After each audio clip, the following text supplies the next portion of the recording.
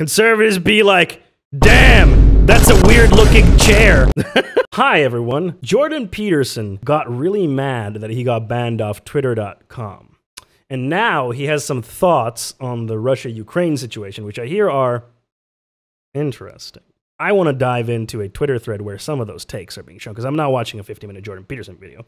So let's look into that. If you don't know who I am, my name's Fun with Fondue. I cover news and politics and stuff from a leftist point of view. But enough about that. Let's move to the actual fun stuff, shall we? Okay, so let's see. Jordan Peterson, let's go. And are we degenerate in a profoundly threatening manner? I think the answer to that may well be yes. The idea that we are ensconced in a culture war. A culture war that he constantly perpetuates. Like, here's the thing about the culture war. The culture war exists because conservatives can't let people, you know, be who they are. There wouldn't be a culture war about, for example, trans people if conservatives would just be like, you know, oh, this person's trans. I'm going to call them by their preferred name and I'm going to refer to them by their pronouns. Done.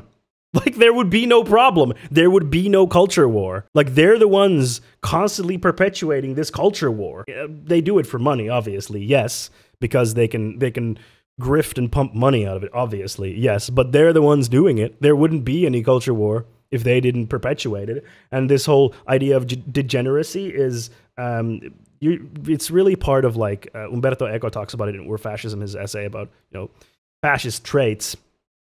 That, you know, that's one way of, like, seeing art or seeing specific art as, like, degenerate or corrupting, and it's not true art and it's bad and stuff, and that's a way to kind of paint your enemies as, you know, wrong. Has become a rhetorical commonplace. How serious is that war? It wouldn't need to be if you weren't such an asshole. Is it serious enough to increase the probability that Russia, say, will be motivated to invade and potentially incapacitate Ukraine merely to keep the pathological West out of that country? Wait, is it? Hold up! What? Is he saying that Russia invaded Ukraine because there is culture war in the West? And Russia invaded Ukraine so that the culture war of the West would not come to Russia. There's a take I have not heard before. Only one man can save us from the corrupt West. It's Jordan Peterson, for he knows the truth. This is one of the most batshit insane takes I've ever heard. Yes, because trans people exist and are like, please don't do bad things, and because conservatives are like, you should be nuked off the face of the earth. That's why Russia invaded Ukraine. Now that's what we on the left like to call historical materialism, folks. Holy shit, dude. Which is a key part of the historically Russian sphere of influence? Okay. This is a great start. Let's see what the next clip is. But it remains true that sex and race trumped qualification, and that a moral case was made for that decision. And that in and of itself does not provide indication of Western derangement. But what? When the self-same candidate was asked directly in an interview during the confirmation process, the very straightforward question, what is a woman?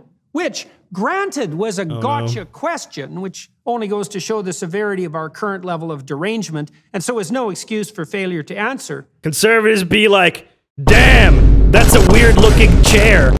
She said, I'm not a biologist. Yeah. That is not a good answer. But it is? See, this is the thing about sex. Conservatives like to paint sex as like it's a really simple thing. Either you have a hoo-ha or a ding-dong, and, you know, that's how easy it is. And, like, human biology is incredibly complex. They try to make it seem like elementary school biology about gender is all that gender is. If you've learned that, easy peasy. Like, you understand everything there is to know about gender, which is like sex, sorry. Sex is a very complicated topic because human biology is very complicated. And like, what is a woman? I love that. Like, that's the conservatives' favorite question. Just gotta love it.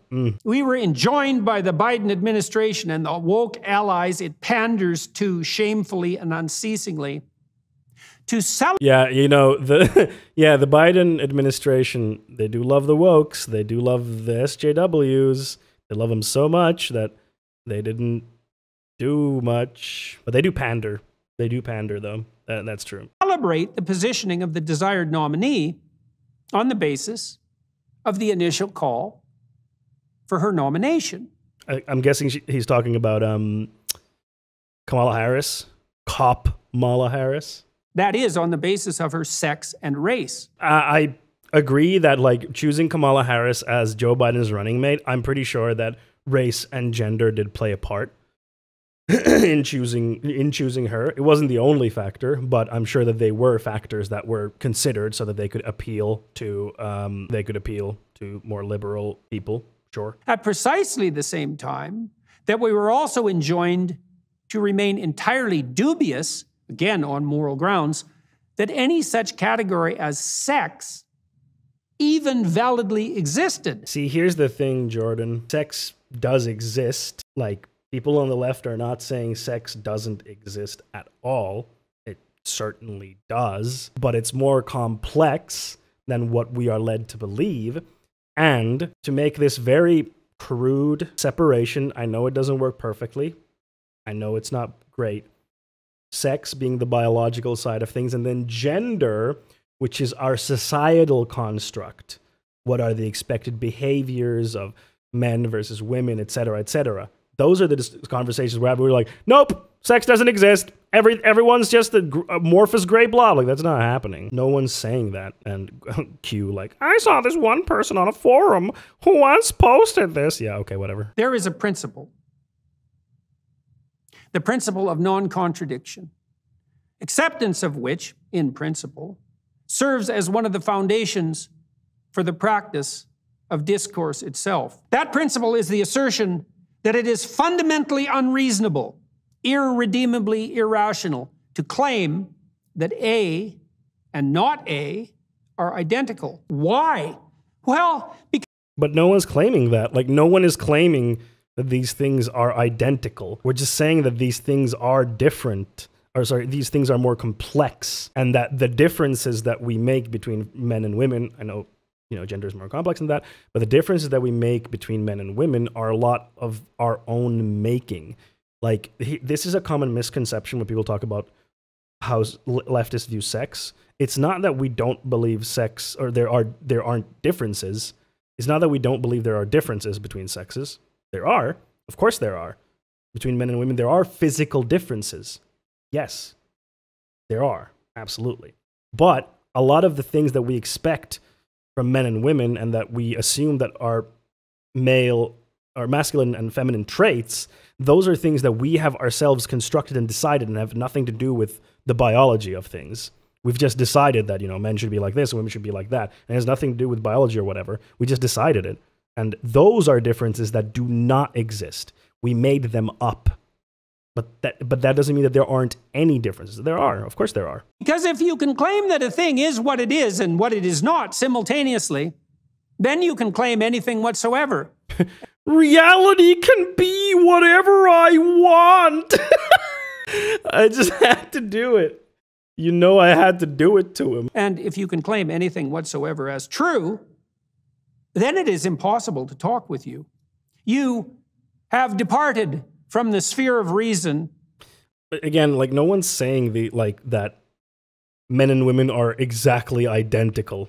Like, that's not the argument that's being made. And reasonable discourse. You have departed from the realm of the rational. This means that you have become deranged. This means that you have become degenerate. Huh? That last one is a big leap. If he's so good, why isn't he called Jordan A. Peterson? This means that all who fail to call you on your deranged degeneration have become rowers on the same doomed boat. Cool. Again, like this whole idea of like this whole idea of degeneracy is like like a lot. Nazis use this a lot. Fascists use this a lot in talking about like people that are undesirable, or behavior or art or media that is undesirable because it's degenerate. It corrupts the youths and the people. So I don't usually like that type of language. But next. And are not the Russians and the Hungarians and the Poles and the Indians to a lesser degree watching and thinking, those people have gone out of their minds? They might. We have. So here's the thing. These countries that he mentioned are more conservative. In general, those countries are more conservative. Of course, you know, not to say that any one person that comes from those countries is definitely a conservative, but those countries trend more towards conservative. So social justice issues are probably not as widely accepted there, and they will look at those things and be like, the fuck is this shit? What is this trans stuff? What is this non-binary stuff? And they won't understand it. You know, that's, yeah, sure. But that doesn't mean that they're right in being like, this is wrong. That doesn't mean that they're right. That just means that they're more conservative. To say it again, clearly, the culture war in the West is real. It's made up. You made it up. You made up the culture war. There would be no need for this. There would be no need for this if you would just respect people and not be an asshole about it. It's very simple to fix. Super simple to fix. But no, he's like, I need to make money and fearmonger so that we can have a new fear. Because like 30 years ago, this same fear that is being now stoked against like trans people was stoked against gay people. It was the exact same stuff. Like the talking points were exactly the same. They're like, they're gonna, you know, molest your children. They're gonna be in, you know, changing rooms and see you, yada yada yada. The exact same talking points, but just for gay people. But now you can't say that anymore because gay people are more widely accepted. Doesn't mean there isn't problems, mind you, but they're way more widely accepted now than 30 years ago. Well, I should say 40 years ago more, than what trans people are now, for example. So it's the same stuff, just different group. And culture is losing. And wait, culture war is raging and culture is losing. What does that mean? Maybe he will establish what he means, but Russia is part of the West. And the culture war is now truly part of why we have a war. This is like an absolutely crazy take to be like, we have the war in Ukraine because there's culture war. Russia is part of the West. Yeah, I'd like to see the history books where Russia has always been considered part of the West, you know? You know how in history, Russia has always been considered part of the West? You know, historically, always, and there definitely hasn't been a divide. So, And this idea that, yeah, this war in Ukraine exists because there's culture war in the West, and Russia was like, no! Like, and it's a real war. And it is certainly the case that we do not, therefore, have all the moral high ground for some part of the reasons that Mearsheimer details, and for these reasons of insanity. In fact, how much of it we have at all is something rightly subject to the most serious debate. I mean, that's part of the Russian propaganda that they peddled, rooting out Western degeneracy. Oh yeah, for sure. For sure, but you know, it's not the real reason that war exists.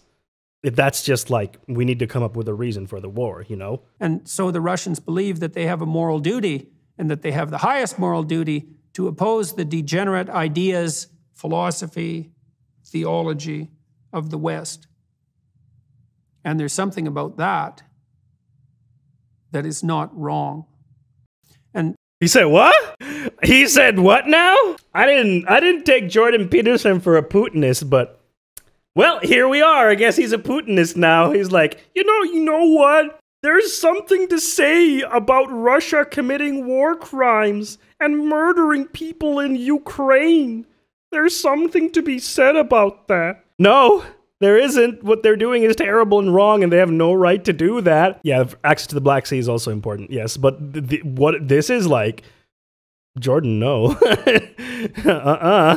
He has, I feel like in the last 3 years, he's gotten like way more conservative, or at least openly more conservative. Probably he was always like this, but I feel like he's gotten openly way more conservative. Like way more conservative. Like he's way more open about, like, you know what? Russia kind of has it. Putin has some good ideas. Like, let's get the last one. And all protestations to the contrary.